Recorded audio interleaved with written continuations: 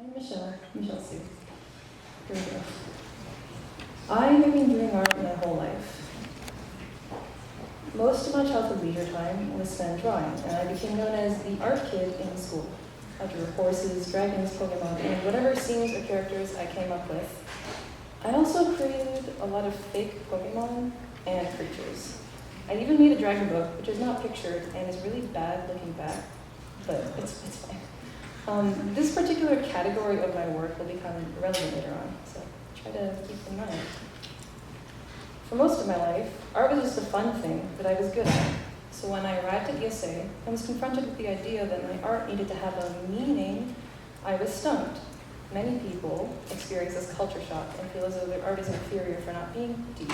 It's easy to become bitter, and for good reason, but this is a destructive mindset that creates a rift in the community and prevents personal growth. I was bitter for a while, but I realized that this wasn't martyrdom, and I needed to look beyond. My life in art became infinitely better when I started exploring what I really care about, and trying to understand why.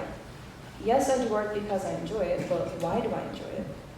Even if there may be no concept actively put into the work, there are still the motivations and unconscious meanings behind it, and understanding those is important for understanding oneself.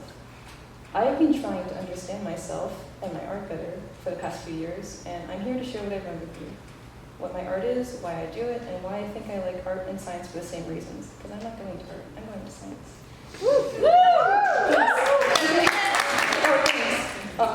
What is my art? I have always been drawn to animals, nature, and fantasy stories. These interests have merged and diverged into two general categories, fantasy and science. I think that there are some core similarities about these topics, at least for me, allowing them to be so closely associated in my mind. They both deal with fascinating life forms, their relationships and their history, and understanding the parameters of the world, be they physics or magic. They're also similar in satisfying my need to be special that plagues me to this day. In my childhood exposure to fiction, I may have unconsciously associated fantasy worlds not just with taming dragons and adventure, but with things that anyone might want in real life, such as to get the love interest, to be very skilled at some trade or activity, or to live an interesting life, to be important, exceptional, and loved. Well, how does science satisfy this? Imagine discovering a new species or a new scientific law. Imagine being as iconic as Charles Darwin or John James Audubon. Imagine being some kind of Victorian naturalist and artist, discovering new species and then illustrating them. That would truly be my best life.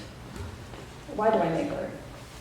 For me, drawing is genuinely enjoyable and even therapeutic. People sometimes joke about how sorry they feel for me when my drawings are all intricate details and line after line, but to me, it's fun. It's very fun.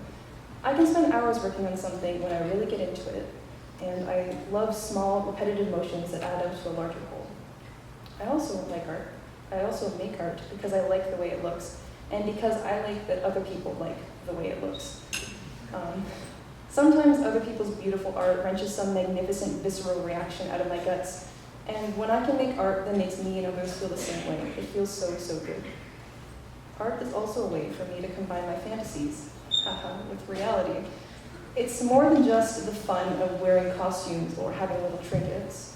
When I work, I am the naturalist living deep in the mountains, studying organisms and the world around me, pouring my life into an illustrated compendium of beasts. I am the interesting and important person I always wanted to be.